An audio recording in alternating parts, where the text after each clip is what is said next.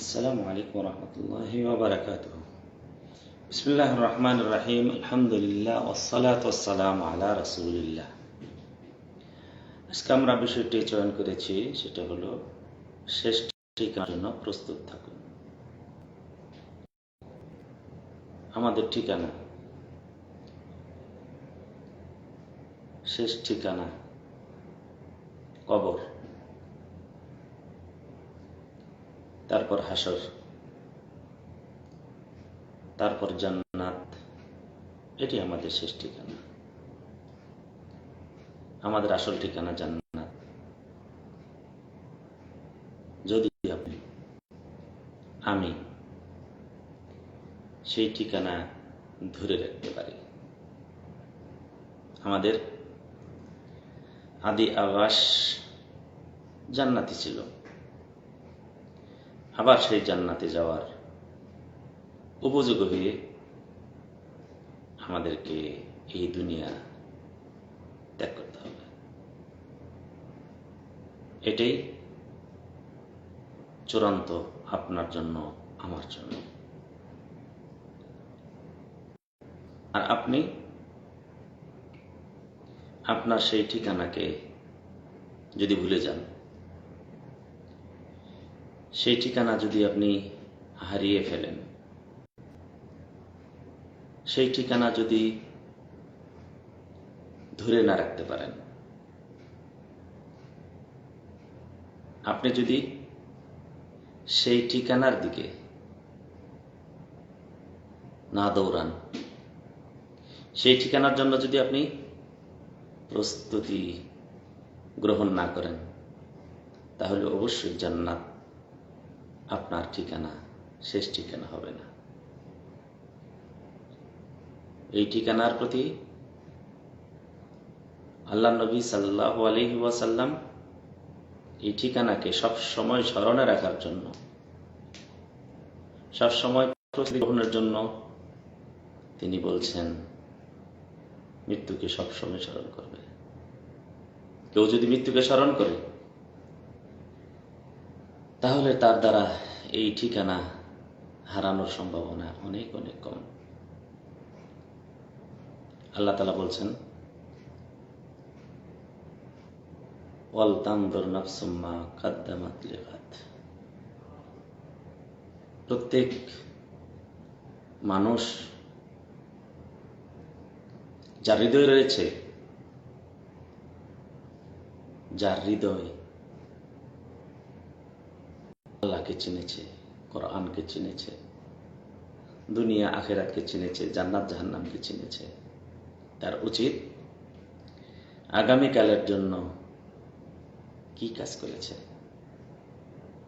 কি প্রেরণ করেছে, কতটুকু অর্জন করেছে, এটি যেন সবাই যেন ভাবে। আমরা সবাই ভাবব,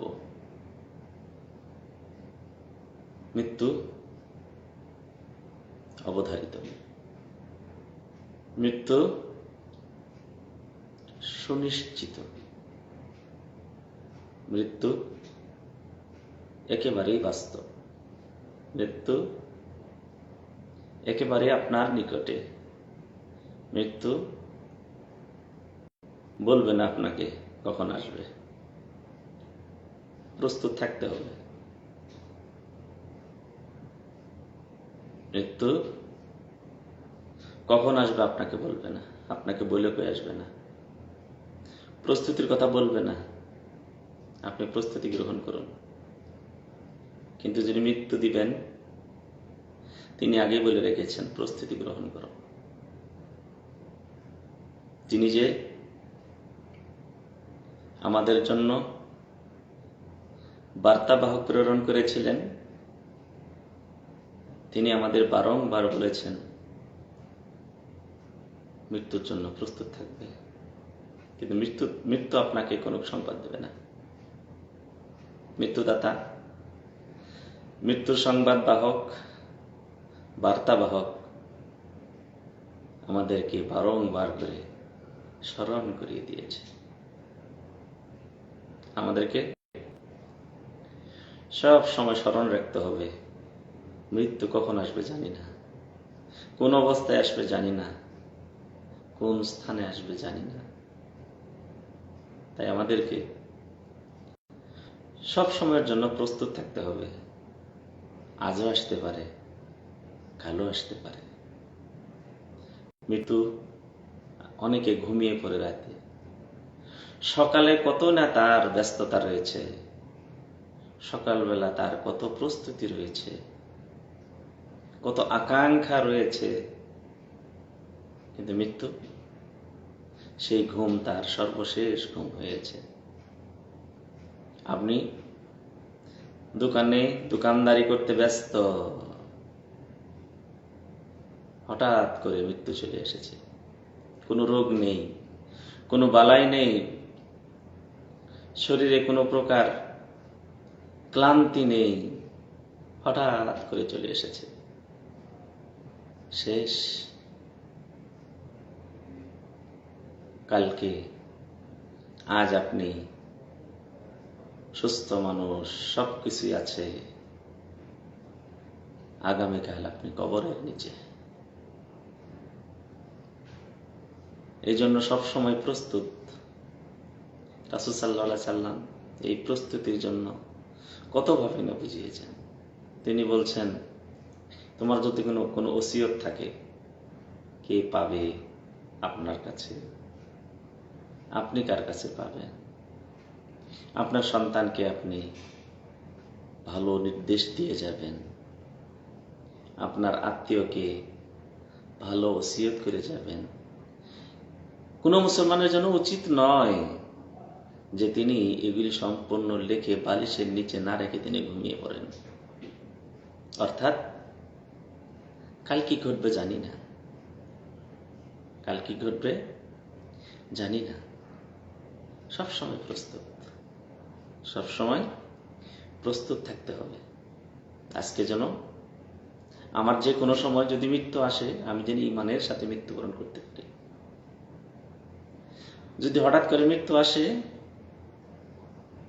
আমি যেন আমার দুনিয়াতে যা অর্জন করেছি সব নিয়ে যেন যেতে পারি। আমি আমার 5 তলা বিল্ডিং রেখে যাব, কিন্তু কবরে যেন আমার যেন কাছে আসে। 5-6 জন সন্তান রেখে যাব, যেন কিয়ামতের দিন আমার নাজাতের ওসিলা হয়। আমি চাকরি করেছি, কৃষি কাজ করেছি, ব্যবসা করেছি, এসব যেন আমার কিয়ামতে হাসরের ময়দানে আমার যেন কাজে লাগে। দুনিয়াতে আমি যা করব, যত কথা বলবো, যত পদক্ষেপ নিব, যেই কাজে আমি করি যাই না কেন, সব যেন আমার কিয়ামতের দিন নাজাতের ওসিলা হয়, নাজাতের পন্থা হয়। কিয়ামতের দিন যেন জাহান্নাম থেকে বাঁচার উপায় হয়, জাহান্নাম থেকে বাঁচার অবলম্বন হয়। আমার সন্তান, আমার স্ত্রী, আমার সম্পদ সব হবে আমার কিয়ামতের দিন। তার আগে কবরে নাজাতের ওসিলা, নাজাতের ওসিলা হবে। কেননা আপনি বিবাহ করেছেন দিন দেখে, আপনার স্ত্রীকে সুশিক্ষা দিয়েছেন, আপনার স্ত্রী আপনাকে আখিরাতের পথে পরিচালনা করার জন্য চেষ্টা করেছে, আপনিও তাকে চেষ্টা করেছেন। আপনার স্ত্রীকে আপনি সুশিক্ষা দিয়েছেন, কোরআনের শিক্ষা দিয়েছেন, সুন্নাহর শিক্ষা দিয়েছেন। আপনার স্ত্রী যত আমল করবে, তার আমল নামা যতটুকু লেখা হবে, আপনার আমল নামাও ততটুকু লেখা হবে, তার আমল নামায় কম করা হবে না। তেমনি ভাবে স্ত্রী যদি স্বামীকে আখিরাতের পন্থা অবলম্বন করায়, সহযোগিতা করে, তাহলে স্বামীর আমল নামায় যত নেকি লেখা হবে, স্ত্রীর আমল নামা তত নেকি লেখা হবে, তার কম করা হবে না। আপনার সন্তানকে যদি সুশিক্ষা দিয়ে থাকেন, তাহলে আপনার সন্তান যত আমল করবে, পরিবার যদি আপনি ইসলামী পরিবার গঠন করে যেতে পারেন, তাহলে সেই আপনার পরিবার থেকে যত প্রজন্ম আসবে, এই শিক্ষা যতদিন থাকবে তাদের আমল নামায় যত নেকি লেখা হবে, আপনার আমল নামাও তত নেকি লেখা হবে, তাদের আমল নামায় কম করা হবে না। আপনি ঘুমাবেন, কবরে ঘুমাবেন, কবরে ঘুমাবেন, আমল নামা লেখা হতেই থাকবে। আপনি ঘুমিয়ে যাবেন। আপনি যখন ফেরেশতার 4টি উত্তর দিবেন, সবাইকে 3টি করা হবে, মুমিন ব্যক্তিকে 4টি প্রশ্ন করা হবে, একটা অতিরিক্ত। সেটা হলো কি, তুমি কিভাবে জেনেছ?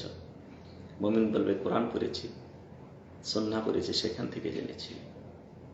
4টি প্রশ্ন করার পর সুসংবাদ দিবে। আপনি বলবেন, আসরের সময় চলে যাচ্ছে, ছেড়ে দাও, আমি আসর নামাজটা পড়ে আসি, এবং আমাকে একটু সুযোগ দেওয়া হোক, আমার সাথে যে সুন্দর ব্যবহারটা করা হলো, আমার আত্মীয়কে, পরিবারকে সংবাদটা দিয়ে আসি। ফেরেশতা বলবে, না, যাওয়ার সুযোগ নেই, সালাতের প্রয়োজন নেই, তুমি ঘুমিয়ে পড়ো, তুমি ঘুমিয়ে পড়ো। আপনি আমি ঘুমিয়ে পড়ব, কিন্তু আমল নামা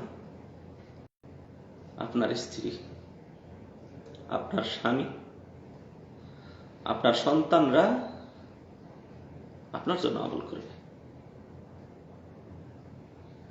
আপনি সম্পদ রেখে গেছেন, সেই সম্পদ আপনার জন্য আমল করবে। আমরা যেন সেইভাবে জীবনটা করতে পারি, আমরা যেন সেইভাবে আমল করতে পারি, তাহলেই ধন্য আপনার জীবন, সাফল্যময় আপনার আখিরাত। তাই আসুন, আমরা যেন আখিরাতকে সবসময় স্মরণ রাখি।